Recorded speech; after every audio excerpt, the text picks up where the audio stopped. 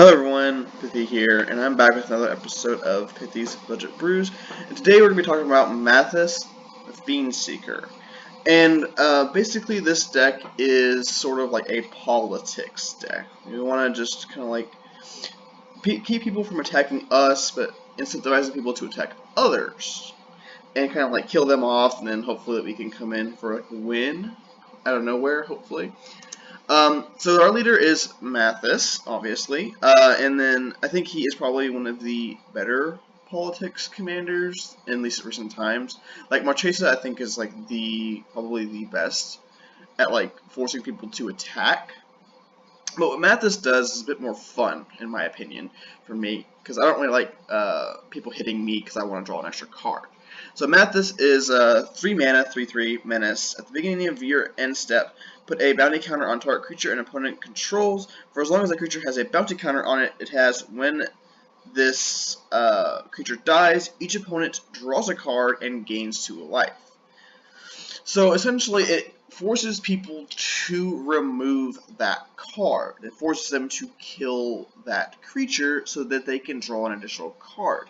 And the cool part about this is that everybody, except for that player who we targeted with the bounty, gets the cards. And so, like, we basically force people to use their removal spells on cards that we want to get rid of. Like, it basically is a well-established, like, we need to get rid of that. So then it incentivizes people to actually spend their removal spells to get that, so that we can kind of keep our removal spells back for threats, like an instant speed to kind of like stop some random shenanigans from happening. So that way we can kind of just like always have an answer while they're using up their answers to draw additional cards, which is really good. Next up, we got our like more of our like group huggy type cards. Like these are just generically good cards for other players to be able to take use of. Humble Defector is the most obvious one. You know, 2 mana, 2/1, draw 2 cards, and then target opponent gains control of it, and they can only activate it during your turn. So, or you can only activate it during your turn. So you can't do like instant speed, weird stuff with it. So, you know, that's basically how it is. And it's a really good card. It's good card advantage. You know, just constantly passing around 2 cards. And you could even like politic it some way to where you and another player just bounce it back between each other. So you just keep drawing cards and drowning everyone else in card advantage, which is also cool. Also have Advocates. So this is more like a pillow fort type card, but it also does help other players. So at the beginning of each upkeep, or for your upkeep, my bad, each player may put up to 2 counters, +1/+1 counters on a creature he or she controls. If a player does, creatures that player controls can't attack you or a planeswalker you control until your next turn. So it incentivizes people to put counters on cards. Now we don't have any ways to really abuse this as to the extent of like an Atraxa deck would, which would incentivize people to not put counters because they want to kill the Atraxa player. But it just incentivizes them to get their creatures really big, and then you know, it kind of just does that. To where like we're still helping them, but we're also not dying. So that way we can kind of stay alive and keep, quote, helping people and doing that stuff. And then Dockmark Reclaimer, 6 mana, 5/5, flying. At the beginning of your next end step, choose a creature card in an opponent's graveyard. Then that player chooses a creature card in your graveyard, and you return those cards to the battlefield under their owner's control. So this was like kind of like a filler type slot for the group huggy cards, because like we don't really have that many, but this helps both you and another player, and it could potentially help you out more than it could the other player, depending on exactly how it works, like their graveyard is and stuff. Because you could get back like something like a Kazul or something, and then they get back like a Zakurtron Builder or something. I don't know, but it's fine. It's a fine card. I actually like it. It's a really good reanimation, and it's a very good politics card because you can be buddies with someone else, or you can kind of like spread the love and allow everyone to kind of get something back and stuff like that. Next up, we got like ways to force people to attack. We really want people to be attacking other people because we want to have as least amount of opponents in the game by the time that we try to win. because it makes it easier so we don't have to like spread out our damage. So we have Goblin Diplomats, 2 mana, 2/1, tap, each creature attacks this turn if able. So it just forces one player to attack. So like something you could do is you could force them to attack, and then you could be like, oh, well, hey, now we can kill this player, kind of thing. So you're like kind of playing politics there, like you're trying to eliminate this one person. And then you got Goblin Master, which actually makes everybody except for me attack. So like for you, because it gives each opponent at their end step, it gives them a 1/1 Goblin that forces them to attack. And the cool thing about the Goblin Spy Master is it does eat the Goblin, and then it'll give them the Goblin anyways. So you basically always soak up at least 1 to 2 points of damage each time with the Goblin, because you got first strike, so you can kind of always just keep the attacking going. And then next up you got Avatar of Slaughter. This is a bit of an expensive card, you know, being at a whopping 8 mana, but it is also very good for like closing out the games. Is like another like finisher type card. You know, all creatures have double strike and then attack if able. Now we are going to be pillow forting up, so this isn't as devastating as it might sound, because they could just straight up kill me or kill you in this scenario. But hopefully just be pillow forting up. It's also an 8/8, but like that's literally irrelevant. You're just playing it for double strike and forcing people to attack. Next up, you got Warmonger Hellkite, 6 mana, 5/5, flying. All creatures attack each combat if able, and then you can also pump by paying 1 in a red. All attacking creatures, you know, for like fire breathe them basically, and it works for anybody's creatures. So you could fire breathe someone else's creatures if you wanted to kind of like kill another player off. Next up, we got ways to actually protect us from being attacked or incentivize people to not attack us. So Blazing Archon straight up just says creatures can't attack you. So like that is like our best card for not letting them attack us. You know, I mean obviously it dies to removal and it is, you know, 9 mana. But I mean honestly 9 mana I can't be attacked while I'm forcing other people to attack is pretty good. Because it means that they can't, like, once you get down to, like, 2 players and you have Blazing Archon, they just can't win if they're going on a damage-based plan, like killing you with creatures, they just can't win.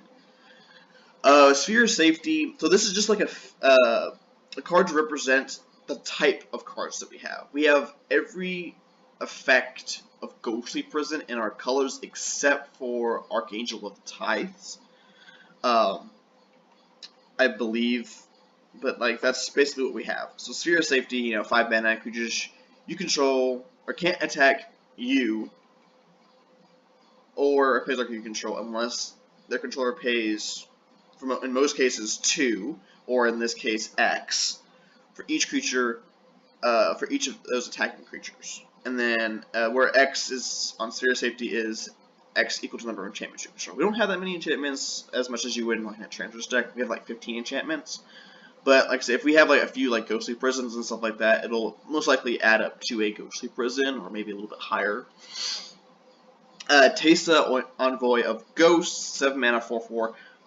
Vigilance, pro creatures, and then whenever a creature deals damage to you, destroy the creature and put a 1/1 black spirit, white and black spirit token.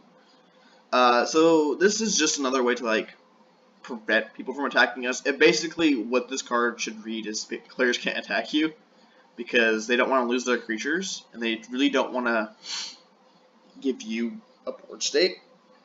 So you don't want to attack it into a player that has Teysa, but you know, I think it's just like kind of like one of those things. It's like you eventually gotta kill someone, and usually it's gonna be the person that has. We want to kill them in one shot, so that Teysa kind of like saves you a bit more of attacks in the earlier stages. I mean, we can't really ramp super hard. That's because, you know, we're Mardu.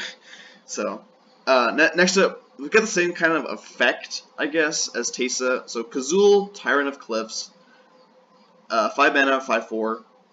Whenever a creature an opponent controls attacks, if you're the defending player, put a 3/3 Red Ogre creature token into play onto the battlefield, unless the creature's controller pays 3.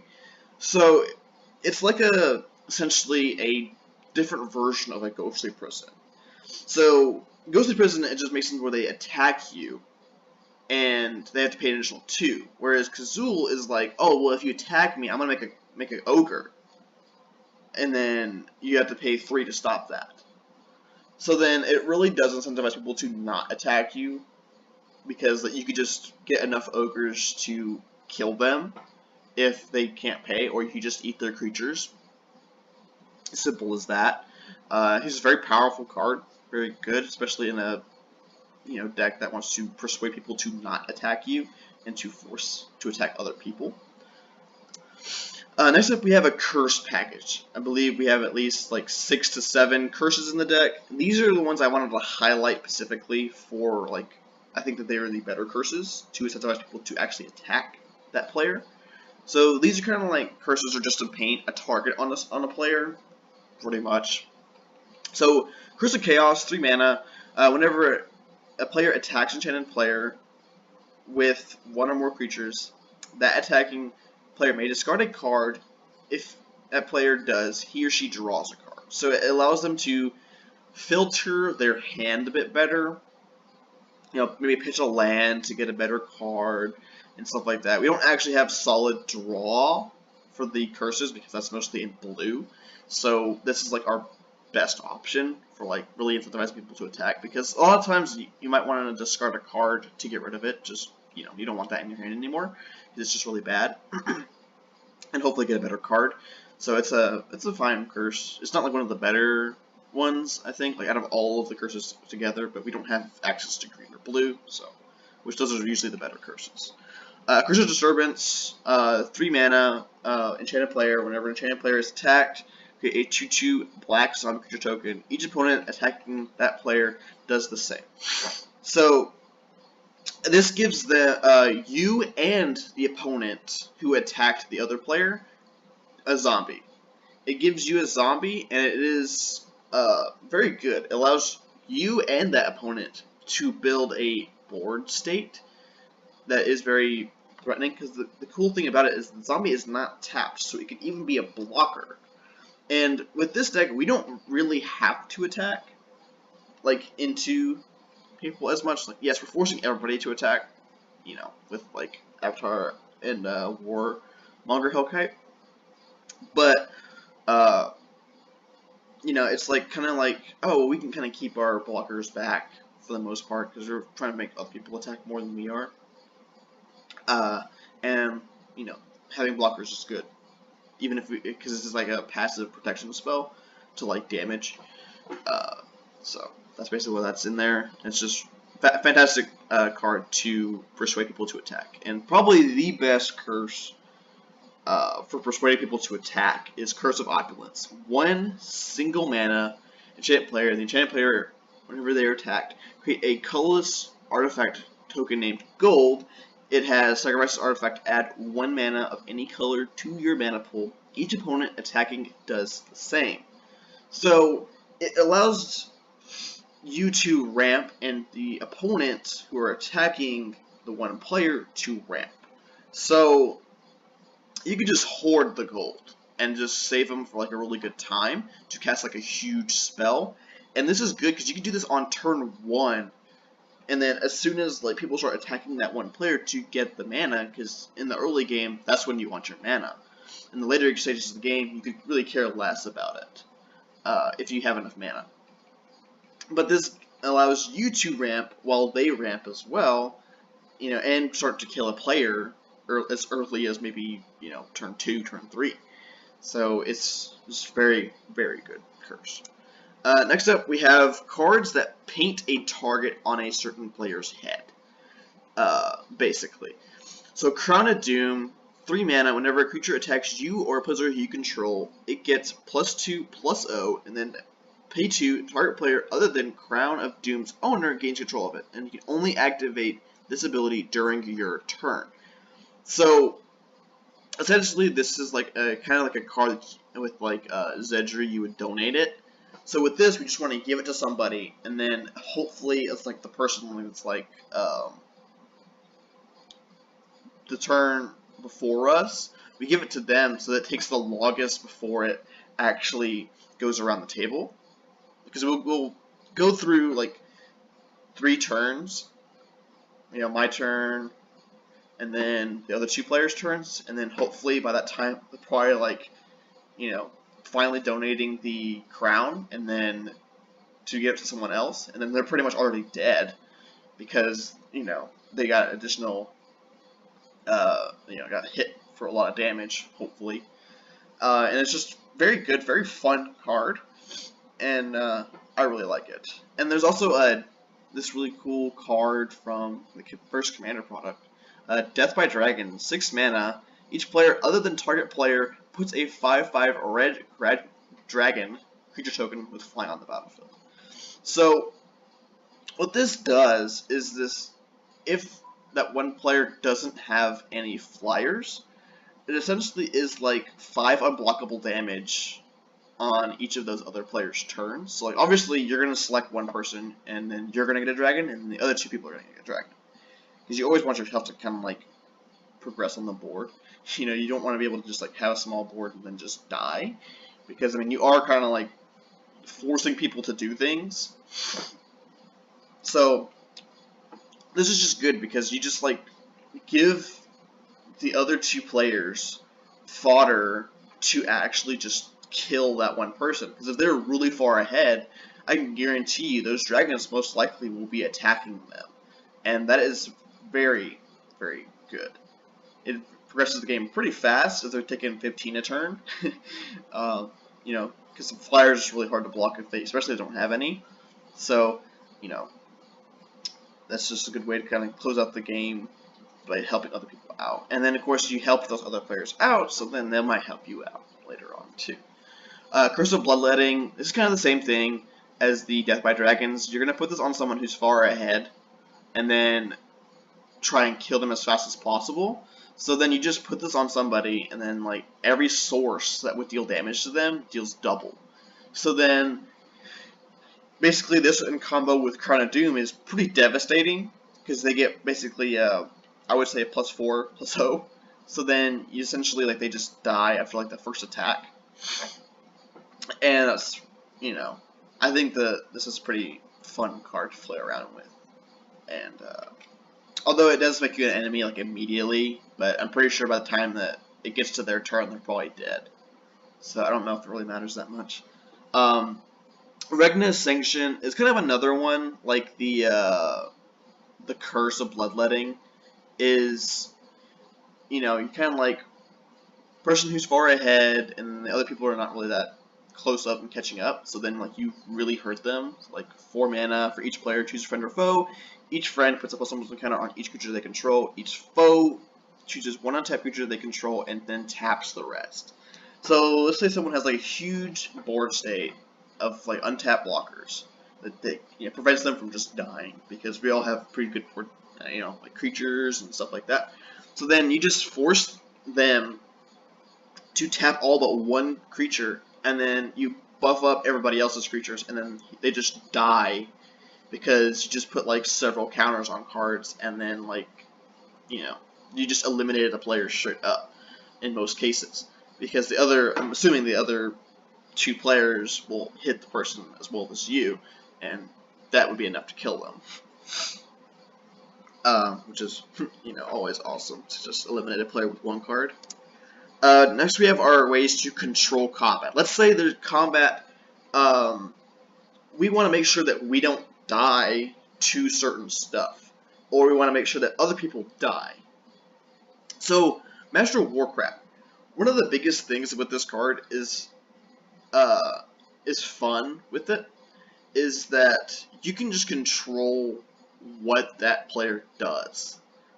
Like you attack with all of their things, and then essentially also you get to choose how blocks are done. So then the other players who got attacked, you can choose how they block. So then you can only activate this before the attackers are declared, obviously, because you have to choose how they attack and how they block, and you can't really do that, if attackers are already declared. So this prevents you from taking damage. I doubt you're gonna, attack yourself. Unless you're going to kill a creature, because you have a bigger creature. But then this is a way that you can, like, basically wipe 2 players' boards if you're in that thing. Or you can kill someone. you could just choose that no blocks, and then they just die. Which is, you know, like, it's basically like the trick with Audric. You attack with a huge board, and then you choose no blocks for the other player, and then they just, you know, they're just done. This is the way to do it at an instant speed, you know, which is great. I think this is a very fun card, very fun card to play around with. And I think it is definitely a very good way to kind of keep yourself alive in a lot of cases, because you're kind of like scared of a board state and you want to like force them to attack somebody else, which is good. Boros Battle Shaper, 7 mana, 5/5. At the beginning of each combat, up to one target creature attacks or blocks this combat if able, and up to one target creature can't attack or block this combat. So essentially, it like incentivizes one person to attack another person. So let's say one person only has one blocker, and then they have like 5 attackers, but they're scared to attack because the one dude is so much bigger and it'll just gobble up their biggest threat. You force one of their cards to attack because, you know, why not? And then you force, you know, them to not be able to block, and then they're just getting free damage. Or you can have it this way, where you can force the person who's getting attacked to force them to block, and then also maybe target one of their creatures as well to force it to not block. So it can't, you know, he has one creature that can't block, and then one creature that blocks. And then, you know, that's basically how that goes. And it's kind of like a fun political card. It is a lot of mana, but it's very fun. Droning Bureaucrats. 4 mana, 1/4, X, tap. Each creature with converted mana costs X can't attack or block this turn. Now, note it says converted mana costs X, so, and you know, it doesn't say X or less, it just says that. So, you can basically either force in unblockable damage by making 5 or 6 creatures not be able to block, or you can do the same thing with attacks and kind of protect yourself from being attacked. That's basically the point of this card. You have to spend a lot of mana on it if it's really high converted mana cost card, but, you know, it's alright. If you're not taking 11 damage and, you know, avoiding the Annihilate, I think you're gonna spend that, you know, mana. So, you know, this is another fun card from Guildpact, which is very interesting. And we got War Cadence, 3 mana, X, red. Creatures can't block this turn unless their controllers pay X for each block creature. It is essentially the reverse way of Ghostly Prison. It forces them to not block. So, like, they just, like, can't block at all unless they pay the thing for each blocking creature.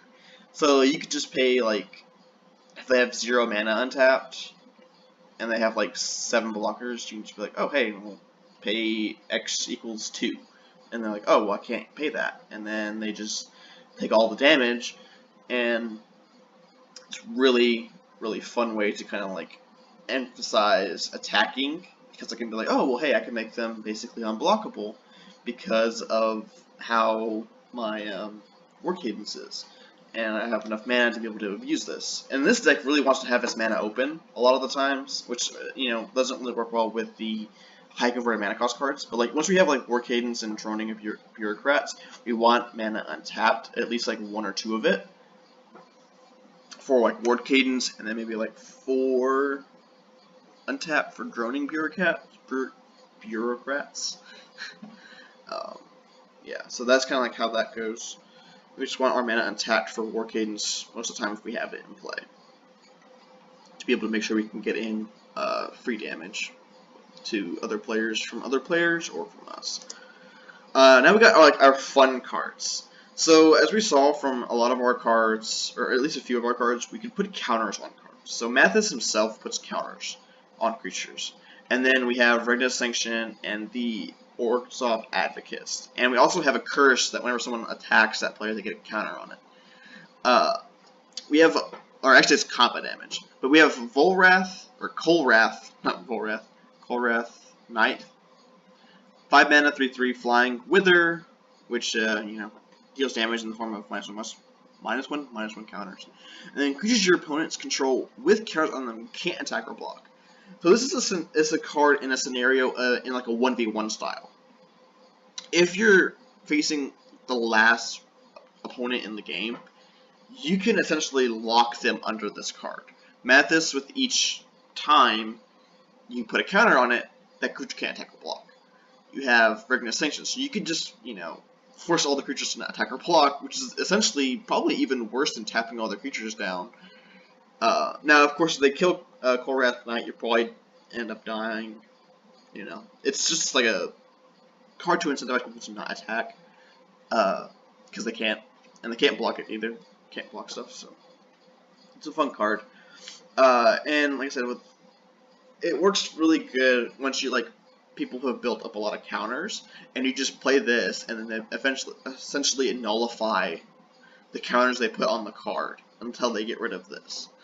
And it's really funny to actually do this, and then because it just says with the counters on them, so it doesn't mean +1/+1 counters or anything like that. So it's any counter. So +1/+1 counter, bounty counter, luck counter, or whatever counter on a creature. Was it mannequin counter or something like that from the makeshift mannequin animation spell? It's kind of, So it's really fun card, and I think it has a lot more uses in this deck, and against other decks too. If you know someone who's playing a lot of +1/+1 counters, this is a great card to put up against them to hose them,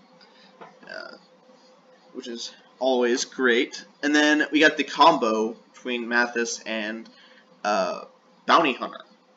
So Bounty Hunter, 4 mana for 2/2, put a bounty counter on target non-black creature, and destroy a target creature with any bounty counters on it.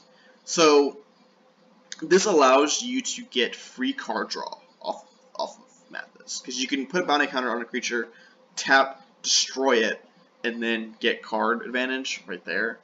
And then you're helping other people out while also helping yourself out because you're getting rid of that creature, and drawing cards and getting life and stuff.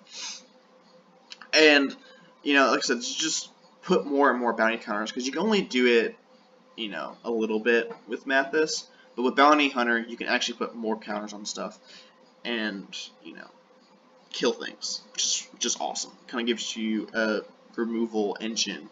You just keep removing stuff, putting counters on it, maybe removing another thing, kind of thing, And then one of my favorite cards is Head Games. 5 mana, target opponent puts the cards from his or her hand on top of his or her library. Search that player's library for that many cards. The player puts those cards into his or her hand, then shuffles his or her library. So how essentially you would play Head Games in a 4-player scenario, or even 3-player scenario. You want to team up with one of the other players against the person that's ahead. So let's say a player has an austere command, so they can wipe their board of enchantments, artifacts, or creatures. And then you essentially Head Games, give them an amazing hand to kind of deal with the other. Don't give them cards that are just actively great. Give them stuff that deals with other opponents' stuff.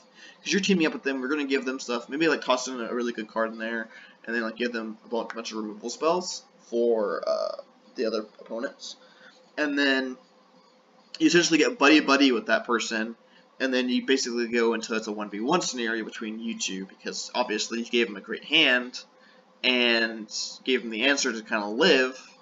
So, and then the other player who's ahead is so far behind now that it doesn't even, they're not even in the game anymore, pretty much. And they're probably just going to die the next few turns. Now, in a 1v1 scenario, Head Games is amazingly powerful, because you could literally just pitch their whole hand. Let's say that hand of 7 cards, you can give them 7 lands. And then essentially they have no action for, they basically have the top deck, because you gave them 7 basic islands or something like that. And you're putting them in a really bad spot to beat you. And it has 2 ways to play, which is something that you don't really get from cards. And it's really fun. And it's just one of my favorite cards. Now, onto the win conditions. We did see a few of them already, like Avatar of Slaughter, Regnus Sanction, and stuff like that. But we have a few that are, notable that we didn't already talk about. So we have Mob Rule. 6 mana, choose one, gain control of all creatures with power 4 or greater until end of turn, untap those creatures, they gain haste, and then there's basically the second ability is just 3 power or less. It's just the same effect. So we're giving people creatures. We have the dragon way to do it. We have the 2 of the hunted cycle. I didn't put the black one in because it's double black, and pro black is pretty brutal considering we do have black cards in our deck. We also give them the tokens from zombies. We have 2 ways to do that, and then a whole bunch of other ways to kind of like abuse mob rule and insurrections effects to get that. And plus, I mean, they're going to be playing creatures anyways. That's like one of the more popular ways to win in like a normal game of Commander, just kill someone with creatures. So, that's a pretty good way to do it. Mob rule and insurrection both. Insurrection is just untap all creatures and gain control of them until a turn. They gain haste. And it's also 8 mana to cast it. So it's 2 mana more, but better than Mob Rule in most cases, because it's just all creatures, and Mob Rule is only 4 or greater or 3 or less. Which, I mean, honestly, 4 or greater is probably what you'll be choosing most of the time, unless there's a huge board of 3 or less power ones. And then Gisela Blade of Gold Knight. 7 mana, 5/5, flying, first strike.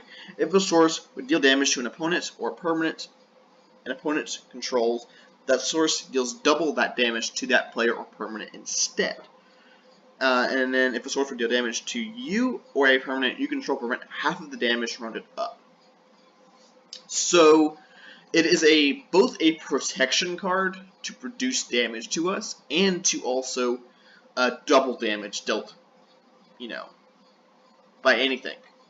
From me, from the opponents, even the opponent. Even the opponents can double the damage to themselves. Like even that player can like crack a fetch or something and take 2 damage or something like that. Actually, would deal damage instead of paying life, but like shock, like dealing 2 damage to yourself by any other sort of like means, kind of like really. Gisela's like, oh yeah, you have to double for that. Kind of thing. And I think Gisela's really fun because she's a good pillow fort card, really good like protection card, because essentially she is a 10/5 essentially. She's first strike, she'll deal damage first, and she'll kill something, like guaranteed. So she'll always eat an attacker for free. And then, she's also, taking half the damage as well. So like and I think she's just a great card. In a lot of cases, she is expensive, which is, definitely something to think about. So she might be a little bit more like on the pricey side of like the mana cost, because we do play expensive cards. I mean, as you see from just this list here, we got a 6, a 8, and a 7. So there's a lot of expensive cards in here. We're kind of like playing a slower long game plan, basically. So, I mean, the high converted mana cost doesn't really bother us. And we can kind of like keep ourselves from being attacked in the early games. So,